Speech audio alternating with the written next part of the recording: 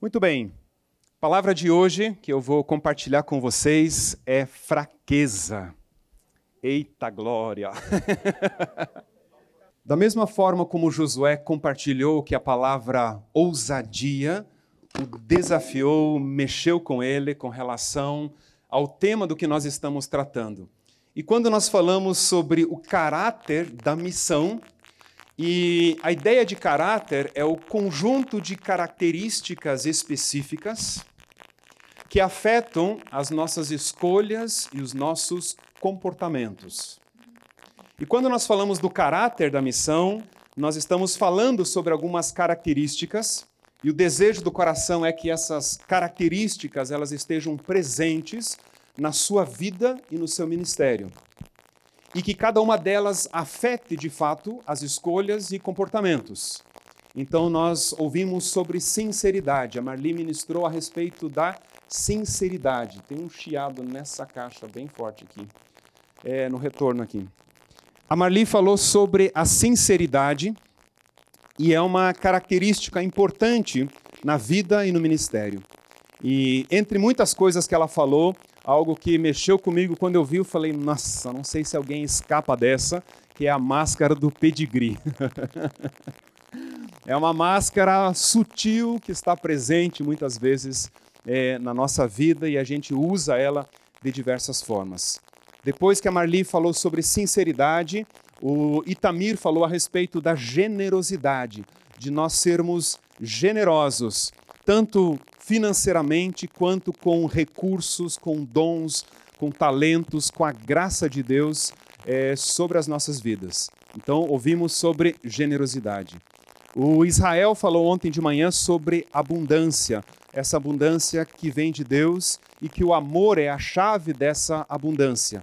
Eu gostei muito da ideia de nós nos identificarmos com o pai na parábola do filho pródigo, onde nós nos identificamos com ele, manifestamos e expressamos esse amor. Também ouvimos ontem à noite o Josué falando sobre a questão da ousadia.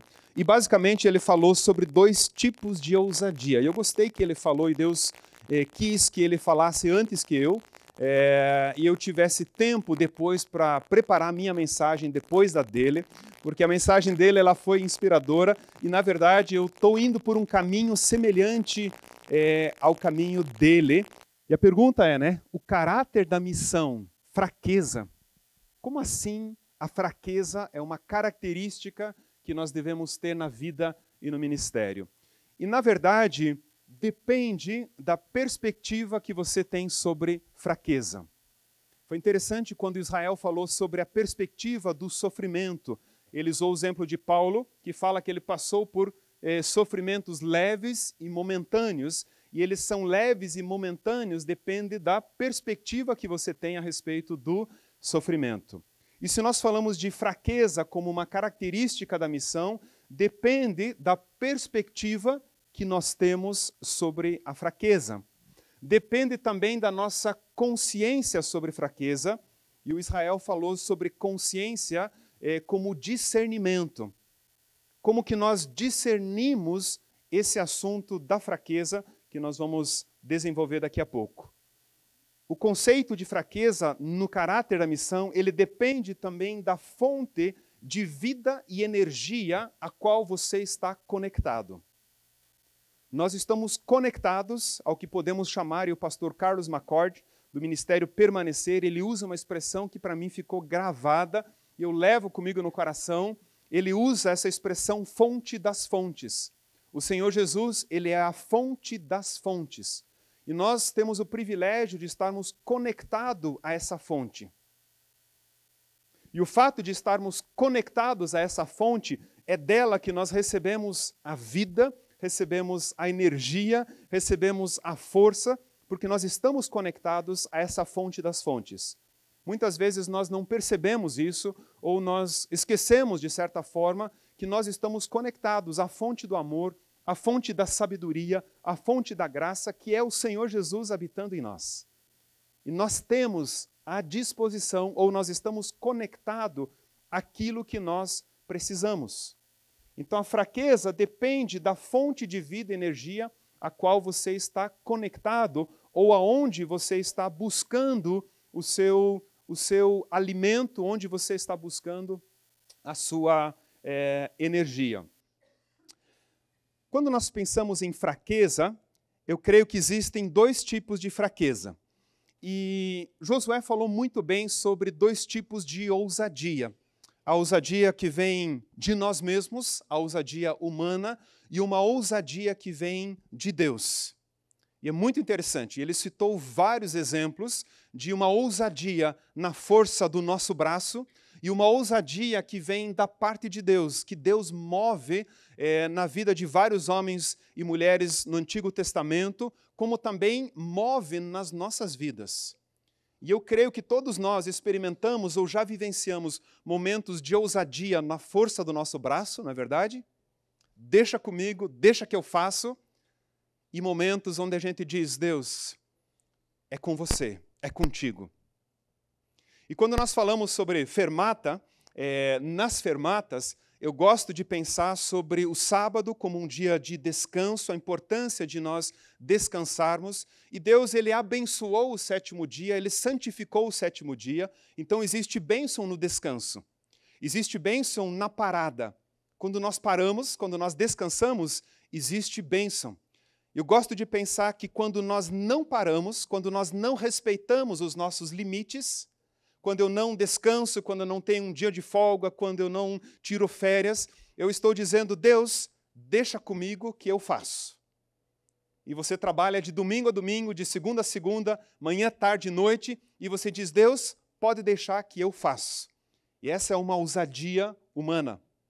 Mas quando eu paro, quando eu respeito os limites, eu estou dizendo, Deus, a obra é sua. É o Senhor quem faz. Quando eu respeito os limites, quando eu descanso, quando eu cuido bem de mim mesmo, quando eu cuido bem da minha família, quando eu cuido bem do ministério, na medida da proporção que o Senhor me dá, eu estou dizendo, a obra é sua. Então existem dois tipos de ousadia. Existem também, e a segunda carta aos Coríntios vai falar sobre isso, sobre dois tipos de tristeza. A palavra Paulo confrontando a igreja de Corinto levou essa igreja a experimentar uma certa tristeza. É interessante, em 2 Coríntios capítulo 7, se você quiser abrir comigo, 2 Coríntios capítulo 7, versículo 9, diz assim, mas agora me alegro, não porque vocês ficaram tristes, mas porque essa tristeza os levou ao arrependimento. Pois vocês foram entristecidos segundo Deus, para que de nossa parte não sofressem nenhum dano. Porque a tristeza segundo Deus produz arrependimento para a salvação, que a ninguém traz pesar, mas a tristeza do mundo produz morte. Paulo está falando sobre dois tipos de tristeza. E talvez a história de Judas nos ajude a entender um pouquinho isso. Eu tenho a impressão de que a tristeza de Judas, o remorso que ele sentiu por ter traído a Jesus, era uma tristeza do mundo que gerou morte na vida dele. Ele teve remorso, ele ficou preocupado com a reputação dele, com o que as pessoas falariam a respeito dele. Mas não foi uma tristeza segundo Deus que o levou ao arrependimento. Então existem dois tipos de tristeza também. Da mesma forma, eu entendo que existem dois tipos de fraqueza, que é o nosso assunto hoje. E o primeiro tipo de fraqueza, eu chamo de domínio do pecado ou sujeição ao pecado. O pecado, ao entrar na humanidade, ele gerou fraqueza, ele trouxe fraqueza. Fraqueza espiritual, fraqueza emocional, fraqueza física, enfermidades, dores, uma série de consequências. Então há uma fraqueza do ser humano que tem origem no pecado. E nós temos a influência ainda, eu creio que nós não somos mais dominados pelo pecado, mas nós crescemos e aprendemos como viver dominados pelo pecado. Então, de vez em quando, aquela velha vida, ela tem uma influência ainda sobre as nossas, e nós estamos nesse processo tentando descobrir aquilo que já aconteceu conosco. Mas nós vivíamos sujeitos ao pecado. Existe um outro tipo de fraqueza, que tem a ver com a rendição ou entrega a Deus. Esse é um outro tipo de fraqueza que é o que eu quero trabalhar com vocês nessa manhã. Uma fraqueza onde você se rende completamente ao Senhor, onde você se entrega completamente a Ele. É um outro tipo de fraqueza. É interessante pensar, eu gosto de chamar isso, nós passamos por algumas experiências que eu chamo de momentos sagrados de fraqueza. E possivelmente você vai identificar isso. E eu chamo de momentos sagrados porque, embora a gente vai experimentar isso de certa forma diariamente, nós passamos por experiências específicas, por momentos que eu chamo de momentos sagrados de fraqueza. Onde talvez o seu primeiro momento sagrado de fraqueza foi quando você rendeu a sua vida ao Senhor Jesus. Eu não sei como foi, mas a palavra de Deus veio a você, você foi confrontado, você foi convidado, você foi desafiado e você se rendeu ao Senhor. Você entregou, nós usamos essa expressão, você entregou a tua vida ao Senhor Jesus. E você perdeu a força do teu braço. Você perdeu a tua autossuficiência naquele instante. E você se rendeu. Outros momentos sagrados de fraqueza, quando nós talvez passamos por situações financeiras complicadas, difíceis. E eu tenho alguns testemunhos, algumas histórias para contar de momentos difíceis financeiramente. Já tive dívidas, já tive situações complicadas financeiras, onde chegou um momento onde eu me rendi completamente ao Senhor, em desespero, clamando a Ele. Falei, Deus, por favor, me ajuda. Deus, por favor, traga provisão para suprir essa demanda. Eu chamo de momentos sagrados de fraqueza, onde você se rende, onde você às vezes cai de joelho, cai desesperado e clama pela intervenção de Deus. Há momentos de fraqueza onde você está sem direção e você se coloca diante de Deus e clama a Ele por uma direção. Você clama a Ele por livramento. Às vezes você está numa situação complexa e você se rende completamente. E você clama pelo livramento de Deus. Ou momentos onde você precisa de uma visão, e o Josué falou muito bem sobre isso, a demanda, a necessidade que nós temos de uma visão clara, de uma visão divina, de uma visão que inspira, de uma visão que avança. E há momentos onde nós estamos, Deus, por favor, fala conosco. Deus, por favor, dá uma direção. Deus, por favor, intervenha nessa situação. E nós temos o que nós chamamos de momentos sagrados de fraqueza. Eu lembro de um momento que foi um momento onde houve uma confirmação do propósito de Deus na liderança da Fermata. Em 2014, a Fermata começou em 2004. Em 2014, minha esposa e eu voltamos a participar como equipe da Fermata. E em 2015, Edmundo fez um convite para que eu pudesse assumir a liderança da Fermata para essa sucessão. E eu tinha, naquele momento, convicção de que aquilo não era propósito de Deus na minha vida. No meu coração eu dizia, isso não é para mim, mas eu me comprometi a orar. Eu falei, Edmundo, eu vou orar sobre isso. E por 2 anos, eu orei, viajei algumas vezes pela Fermata, mas eu dizia no meu coração, não, isso não é para mim. Mas eu estava, Deus, é contigo, eu quero a tua resposta, a tua direção.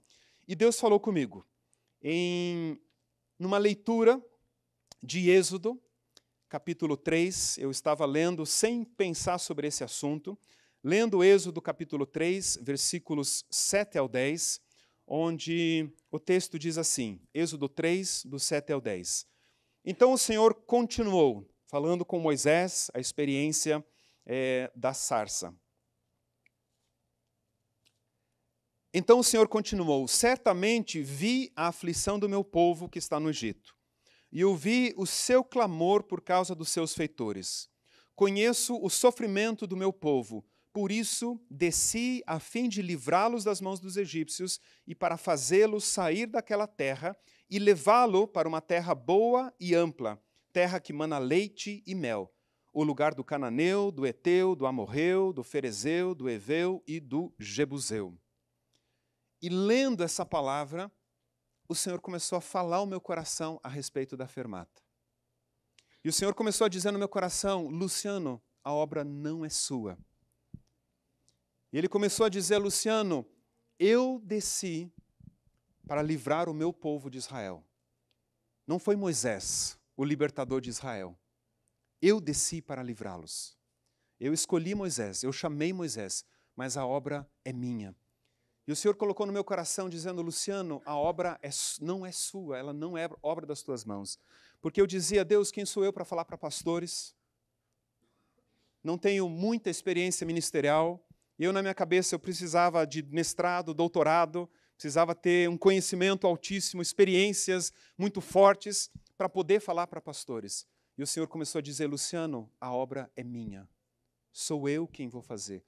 Eu estou descendo, eu estou cuidando dos meus líderes. E aquela palavra começou a mexer profundamente comigo naquele dia.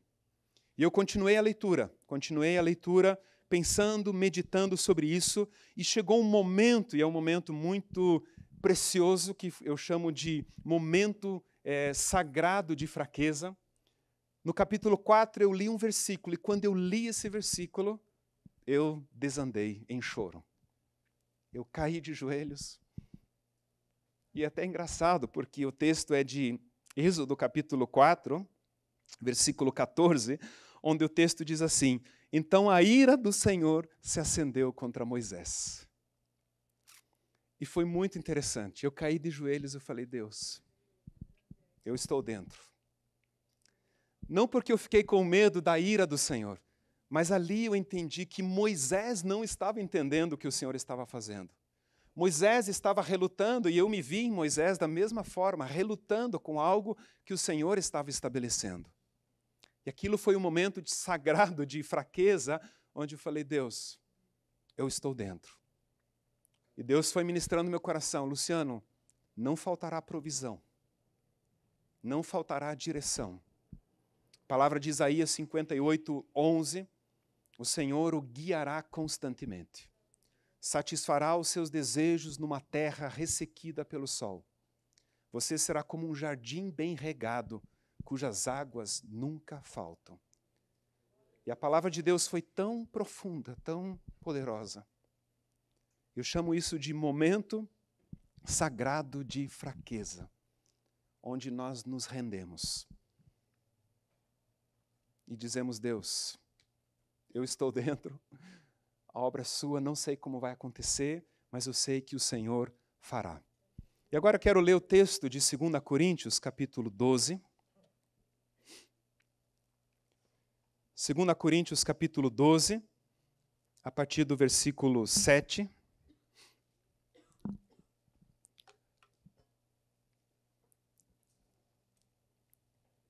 Segunda Coríntios 12,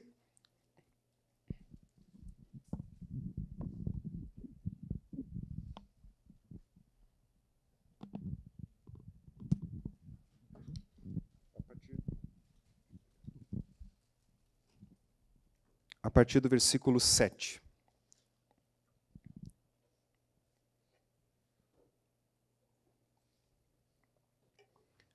O apóstolo Paulo está compartilhando a respeito da grandeza das revelações do Senhor. Paulo foi arrebatado ao terceiro céu, ele não sabe se no corpo ou fora do corpo, mas ele teve uma experiência incrível, extraordinária. No versículo 7 ele diz assim, e para que eu não ficasse orgulhoso com a grandeza das revelações, foi-me posto um espinho na carne, mensageiro de Satanás, para me esbofetear, a fim de que eu não me exalte. 3 vezes pedi ao Senhor que o afastasse de mim. Então ele me disse, a minha graça é o que basta para você, porque o poder se aperfeiçoa na fraqueza. De boa vontade, pois, me gloriarei nas fraquezas, para que sobre mim repouse o poder de Cristo. Por isso, sinto prazer nas fraquezas, nos insultos, nas privações, nas perseguições, nas angústias, por amor de Cristo. Porque quando sou fraco, então é que sou forte. Agora, o texto do capítulo 13, versículo 4, que o Israel também já mencionou. Porque, de fato, ele, Cristo, foi crucificado em fraqueza, mas vive pelo poder de Deus. Porque nós também somos fracos nele, mas viveremos com ele, pelo poder de Deus, para o bem de vocês. E o tema da fraqueza, eu creio que nós precisamos, em primeiro lugar, desconstruir. Por que desconstruir? Porque a fraqueza de Paulo, que nós encontramos nesse texto, ela não é uma deficiência no caráter. Então, às vezes, nós lemos a respeito da fraqueza e talvez associamos com algumas ideias equivocadas da fraqueza. Embora Paulo tenha compartilhado sobre um espinho na carne, ele não está dizendo que o espinho representa uma fraqueza para ele.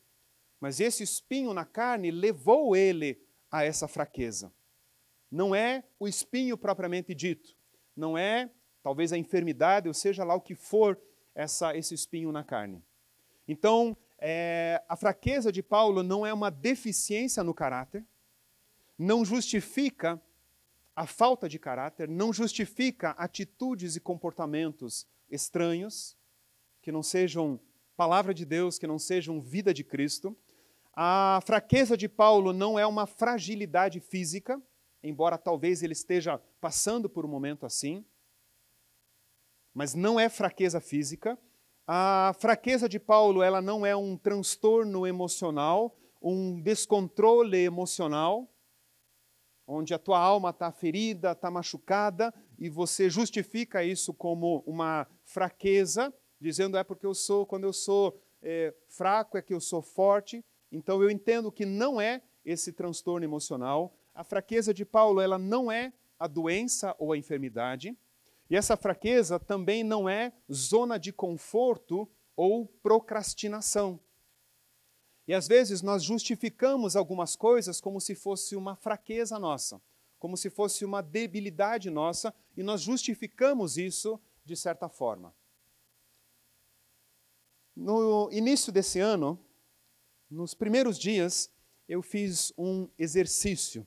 Eu estava no escritório, hoje nós temos um escritório da Fermata, e você está convidado a nos visitar, fica lá na Padre Anchieta, onde nós, quando não estamos viajando, nós estamos ali ocupados, trabalhando, planejando. E eu estava nesse início de ano, fazendo meu tempo, uma meditação, e me veio uma questão muito forte no coração naquele momento. E a pergunta que veio ao meu coração é exatamente essa: que colheita eu gostaria de ter no final do ano?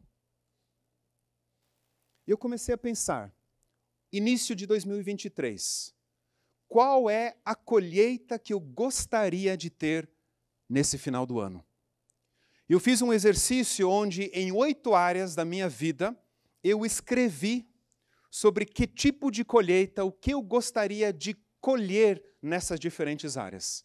As áreas são relação com o Pai, no meu relacionamento com Deus, qual é a colheita que eu quero ter no final do ano? No meu crescimento e conhecimento pessoal, que tipo de colheita eu quero ter no final do ano? No meu casamento, na relação com a Juliane, qual é a colheita que eu quero ter no final do ano?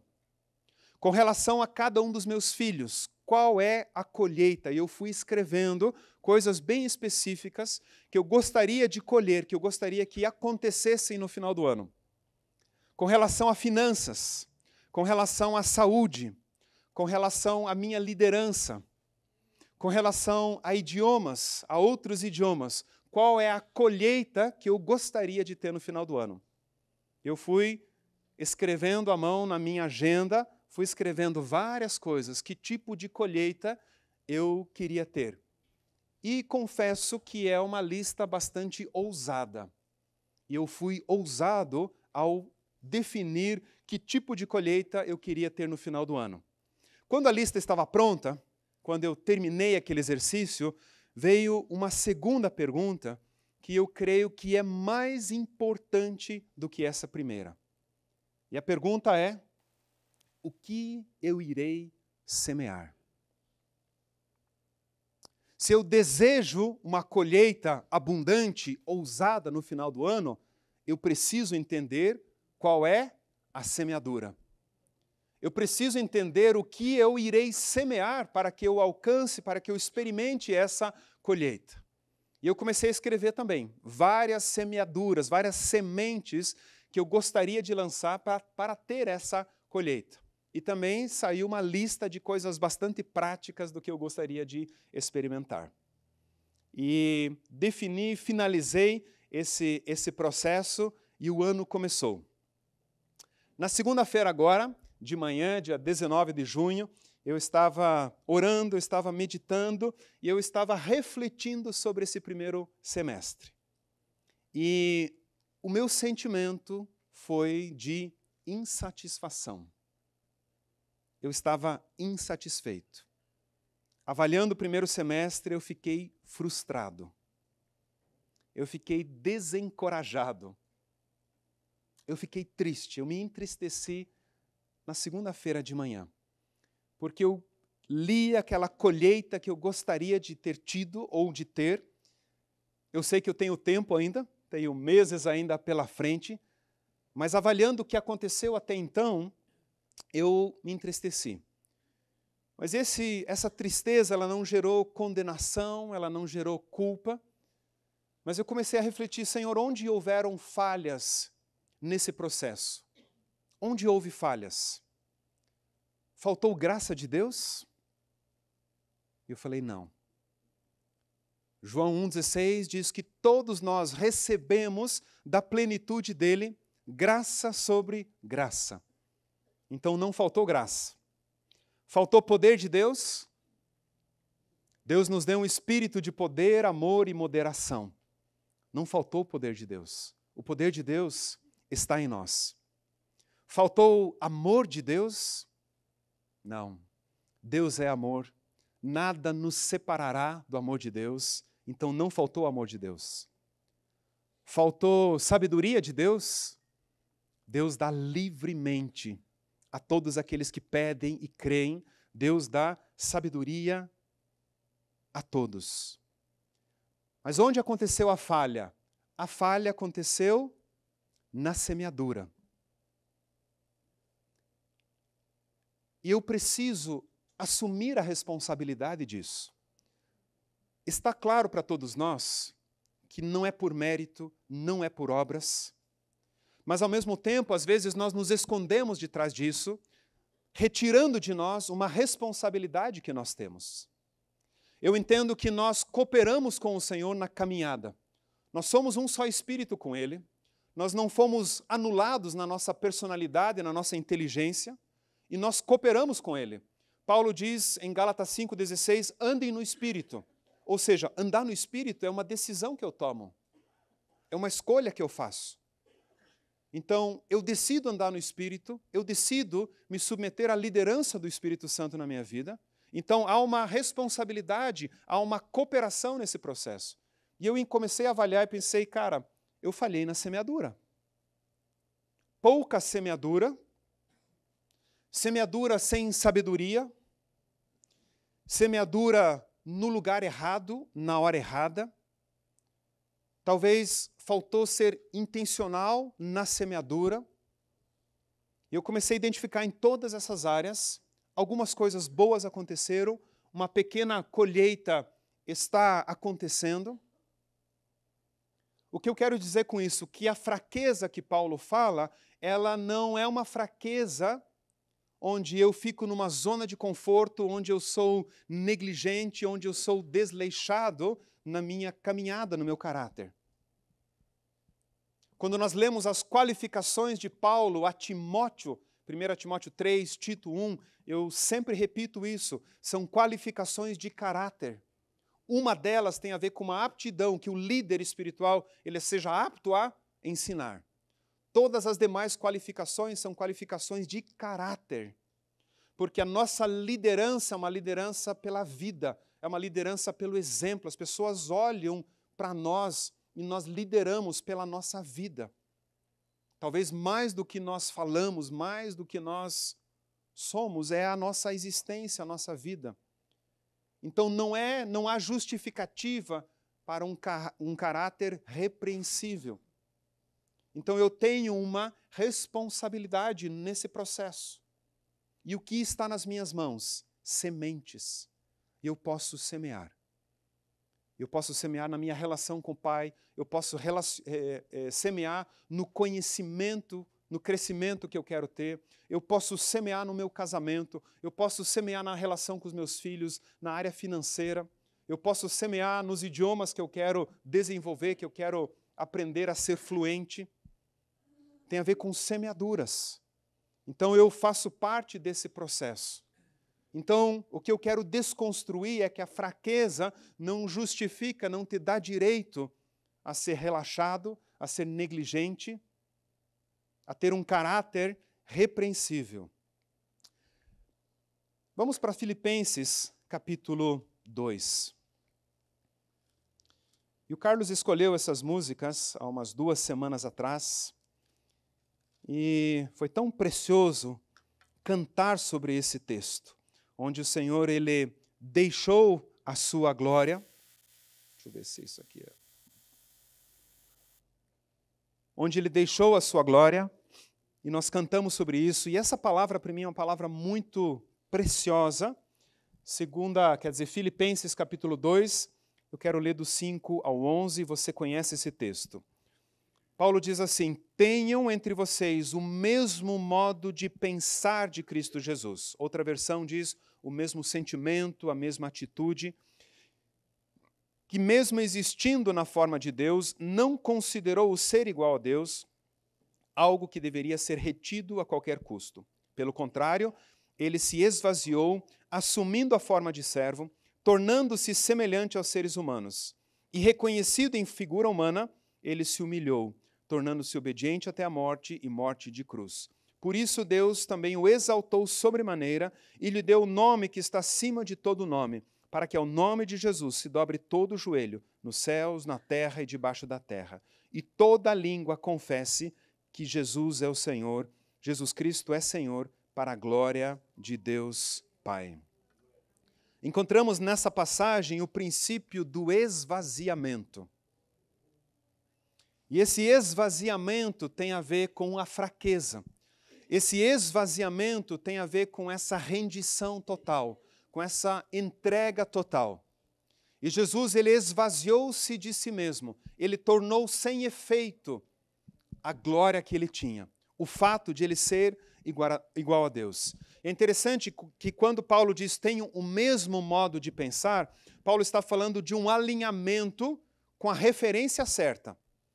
A referência é Jesus. A referência é Cristo. E o mesmo modo de pensar deve ser alinhado com essa referência. Também se trata de uma consciência, de uma realidade terrena alinhada com a realidade celestial. Algo nos céus, algo espiritual aconteceu e deve haver um alinhamento com essa realidade. E indo direto para a parte prática, eu creio que nós, como líderes, como pastores, nós precisamos nos esvaziar de muitas coisas. Porque na caminhada nós vamos nos enchendo de orgulho, de força, de justiça própria, de autossuficiência na caminhada. Nós vamos crescendo no ministério, nós vamos amadurecendo, nós vamos experimentando coisas grandes de Deus e a gente vai enchendo-se de nós mesmos, como se nós fôssemos aqueles que operam. Como se o que acontecesse por causa de mim, por causa da minha presença, por causa do que eu penso, por causa do que eu faço. E, inevitavelmente, nós vamos nos enchendo de nós mesmos na caminhada. E Jesus, ele ensina, Paulo ensina, pela vida de Jesus, um caminho contrário, que é o caminho do esvaziamento. Eu diria que nós precisamos aprender a nos esvaziar de nossos cargos e posições. Queridos, eu não me importo, eu prefiro, e alguns ficam até meio chateados com isso, que me chamem de Luciano, e se querem denominar alguma coisa, eu sou o facilitador da fermata. As pessoas gostam, né? Diretor executivo, presidente, etc. e tal. Eu fiquei tão feliz numa fermata, onde antes da fermata foi em Campos dos Goitacazes, no chalé, onde tinha uma mesa de sinuca, e nós estávamos jogando sinuca ali, e tinha um rapaz ali, e veio, e nós estávamos brincando ali, jogando sinuca, e de repente chegou uma outra pessoa, me cumprimentou e falou para uma outra pessoa que ele era que eu era o presidente da fermata. E aí o cara que estava brincando comigo falou assim, nossa, eu achei que era o motorista da van. Eu falei, olha, eu prefiro ser o motorista da van, que me chamem de motorista da van, do que presidente da fermata. Nós estamos tão cheios dos nossos cargos, é tão forte isso na cultura pastoral. Pastor, apóstolo, bispo e assim por diante. São funções, são coisas que Deus faz, tem palavras sobre isso, mas nós precisamos aprender a nos esvaziar de nossos cargos e posições. Queridos, eu sou Luciano, em primeiro lugar, filho de Deus, exerço o ministério pastoral, mas é isso. E nós não precisamos nos encher dos nossos cargos e posições. Nós precisamos aprender a nos esvaziar de nossas conquistas ministeriais e influência. Você vai conquistando, você vai avançando, você vai indo além. E nós precisamos nos esvaziar disso. Não significa que você não pode continuar avançando. Você deve continuar avançando. Você deve continuar influenciando na medida do que o Senhor te dá, na medida do que o Senhor faz na sua vida. Mas não é isso, e nós temos que cuidar para não nos enchermos de nós mesmos, na medida que existe um crescimento, na medida que existe um avanço. Nós precisamos nos esvaziar de bens materiais e poder aquisitivo. Não que você tenha que se livrar disso, mas de repente você é bem-sucedido financeiramente. De repente você tem posses, conquistas, e você começa a ter um poder aquisitivo, uma força. Nós precisamos nos esvaziar disso também. Eu sou o que sou, nós somos o que somos, pela graça de Deus, pelo favor de Deus, pela abundância de Deus. Eu estive nessa viagem com a Missão Adore, onde eu vivi os extremos da riqueza e da pobreza. O extremo da pobreza em alguns lugares na Índia, no Camboja, e o extremo da riqueza no Catar, onde nós turistamos por 2 dias, vendo algo extraordinário, uma riqueza. Caminhamos por um shopping na cidade lá, onde tinha estrelas de ouro, por todos os corredores tinha estrelas de ouro, de fato, de ouro puro, no piso do shopping da cidade. Uma abundância tão grande. E nós, muitas vezes, somos iludidos por esse poder, por essa força. E Deus prospera pessoas e tem feito isso de forma extraordinária. Mas nós não podemos nos encher dessa influência, disso que nós achamos que é força nossa. Nós precisamos nos esvaziar do poder e do controle. E eu posso dizer a vocês, eu vejo muitos pastores, muitos líderes, controladores, muitos. Eles querem controlar pessoas, eles querem controlar situações, eles querem ter o poder nas mãos.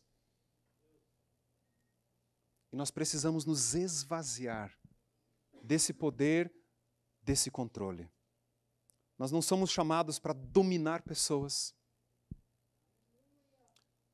Nós somos chamados para abençoar, servir, honrar, ministrar. Então nós precisamos aprender a nos esvaziar. Com qual finalidade? E o texto no versículo 9 diz assim: por isso também o Deus o exaltou sobremaneira e lhe deu o nome que está sobre todo nome. Quando nós nos esvaziamos de nós mesmos, nós exaltamos o nome de Cristo. Nós exaltamos aquele que nós cantamos. Ó, quão lindo esse nome é, quão precioso esse nome é. O esvaziamento, ele é para a exaltação de Cristo. Nós nos esvaziamos de nós mesmos e exaltamos a Cristo. Com qual finalidade? Para a rendição a Cristo. Olha o versículo 10. Para que ao nome de Jesus se dobre todo o joelho, nos céus, na terra e debaixo da terra. Nós nos esvaziamos para que pessoas se rendam ao Senhor Jesus. Para que as pessoas se dobrem os seus joelhos ao Senhor Jesus e reconheçam ao Senhor Jesus e confessem a esse Cristo como Senhor nas suas vidas. E Paulo nos ensina sobre esse caminho do esvaziamento. Então, queridos, deixa o Espírito Santo abrir a torneira para você esvaziar-se de si mesmo. E esse é o caminho de uma fraqueza que eu creio que nós precisamos construir. E quando eu penso na fraqueza que Paulo menciona nessa palavra, para mim essa fraqueza, ela envolve a nossa identificação completa com a morte, sepultamento e ressurreição de Cristo. Quando Paulo diz, quando sou fraco é que sou forte, eu entendo que ser fraco significa uma identificação com a morte e o sepultamento. E quando eu sou forte, representa uma identificação com a ressurreição de Cristo. Paulo diz, no versículo que nós lemos ali, deixa eu voltar para o capítulo 13, ele fala a respeito de Cristo, depois ele diz, porque nós também somos fracos nele, mas viveremos com ele pelo poder de Deus para o bem de vocês. Romanos capítulo 6 vai falar a respeito do que nós podemos chamar de evangelho da identificação, onde nós nos identificamos com a morte, onde nós entendemos que nós morremos para o pecado, nós morremos para essa natureza velha, e nós ressuscitamos para uma nova vida, onde vivemos pelo Espírito, onde andamos no Espírito, onde a nossa vida é pela fé no Senhor Jesus, que é a continuação de Gálatas 2:20, estou crucificado, já não sou eu quem vive, mas Cristo vive em mim. Essa fraqueza, para mim, que Paulo menciona, é quando eu me identifico completamente com Cristo. E digo, eu estou morto para mim mesmo. Eu estou morto para a velha natureza. E eu ressuscitei juntamente com Cristo para andar em novidade de vida, para uma nova vida, onde pelo poder de Deus, Ele age, Ele opera. Essa fraqueza de Paulo, ela é uma consciência plena de que sou o que sou por estar em Cristo Jesus. Salvo, reconciliado, amado, abençoado, estabelecido para um propósito, onde não faltará provisão, onde não faltará graça e onde não faltará sabedoria. Então essa fraqueza, ela é uma identificação com Cristo, onde eu entendo plenamente, completamente que eu estou nele e o que sou, eu sou aquilo que sou por estar nele, por estar conectado à fonte das fontes, que é o Senhor Jesus.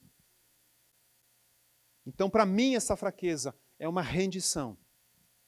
E quanto mais nós nos rendermos, quanto mais frequente, quanto mais constante for essa rendição, essa entrega, essa consciência de que eu sou um só espírito com Ele. E eu quero terminar com aquela palavra que eu mencionei ontem de 1 Coríntios 6,17. Aquele que se une ao Senhor é um espírito com Ele. E vocês que estiveram em Fermata já me ouviram falar sobre isso. Um pouquinho antes ele diz que aquele que se une a uma prostituta se torna uma só carne com ela. Aquele que se une ao Senhor é um só espírito com Ele. No dia 9 de dezembro de 2000, eu casei com a Juliane, debaixo da bênção do Werner e do Manfred, e nós nos tornamos uma só carne. É um fato, não é verdade? Deixará o homem pai e mãe, se unirá à sua mulher, e os dois se tornarão uma só carne. Então, de fato, nós somos uma só carne. Isso aconteceu no dia 9 de dezembro de 2000. Olha só que interessante. Isso é um fato, ao mesmo tempo, eu estou num processo com a Juliane, descobrindo aquilo que eu já sou. Então, na caminhada, ao convivermos juntos, ao caminharmos juntos, ao lancharmos juntos, ao passarmos por crises, por conquistas, por vitórias, por frustrações, nós estamos desenvolvendo aquilo que nós já somos. Eu não estou com a minha esposa num processo me esforçando para um dia me tornar uma só carne com ela. Eu já sou uma só carne com ela e eu estou desenvolvendo, eu estou descobrindo isso dia após dia na caminhada. Da mesma forma, eu entendo que nós já somos um só espírito com o Senhor. Nós já fomos conectados com Ele. Isso já é uma realidade espiritual. Isso já é um fato. Ao mesmo tempo, eu estou no processo, pelas experiências, descobrindo e desenvolvendo aquilo que eu já sou. Então é um fato e é um processo acontecendo. E eu não estou trabalhando, me esforçando para um dia me tornar um só espírito com Ele. Eu já sou um só espírito com Ele e eu desenvolvo, eu cultivo, eu experimento isso, eu manifesto isso dia após dia. Então nós estamos num processo onde nós precisamos desenvolver essa consciência, essa compreensão do que já aconteceu, de quem nós já somos, e manifestar isso e viver a partir disso. Então você é uma só carne no casamento, isso é já um fato. E eu espero que o seu casamento esteja cada vez melhor. Quanto mais o tempo passa, melhor deveria estar, melhor deveria ser o teu casamento. Se o teu casamento não está melhorando a cada dia, é porque você não está entendendo o que já aconteceu. Se a tua relação com o Pai, ela não está melhorando, crescendo a cada dia, é porque você ainda não entendeu o que já aconteceu, o que já foi estabelecido sobre a sua vida. Então você é uma só carne e você é um só espírito e você pode desenvolver, manifestar, experimentar isso. Então nós caminhamos dia após dia em santidade porque eu sou santo. Eu sou santo, por isso eu ando em santidade. Eu sou puro, por isso eu ando em pureza. E quando eu falhar, quando eu errar, eu vou me levantar de novo. Dizer, Deus, desculpa, eu tinha esquecido. Tinha esquecido que eu sou puro, que eu sou santo, e eu acabei pisando na bola. Me perdoa, Jesus. Seguimos em frente. E você anda nessa consciência de que você é um só espírito com Ele. Que embora o Senhor habite num lugar alto, sublime, santo, Ele habita aqui, ó. Ele está presente aqui.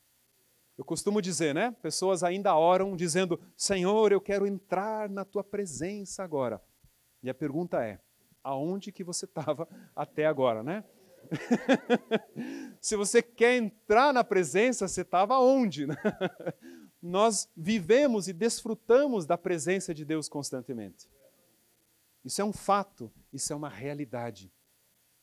E eu vou desfrutar disso com intensidade na medida em que eu sou fraco. Na medida em que eu me rendo. Na medida em que eu me entrego. Eu não sei em que área da sua vida, se é pessoal, se é familiar, se é financeira, se é ministerial, em que área a coisa está pegando? Em que área na sua vida você se sente frustrado, desencorajado, desanimado, cansado? Eu creio que o caminho é o caminho do esvaziamento. O caminho para você experimentar a restauração, a transformação, a cura nessa área é o caminho do esvaziamento, da rendição. Onde você vai dizer, Senhor, eu não aguento mais. Eu não consigo mais. Me ajuda. Por favor, me ajuda. Por favor, Deus, vem com salvação na minha família, vem com livramento, vem com provisão, vem com direção. Senhor, salva o meu casamento. Salva a minha comunidade. Talvez tenha relacionamentos que quebraram e você feriu, machucou pessoas, ou foi ferido, machucado por pessoas. E você diz, Deus, eu não aguento mais.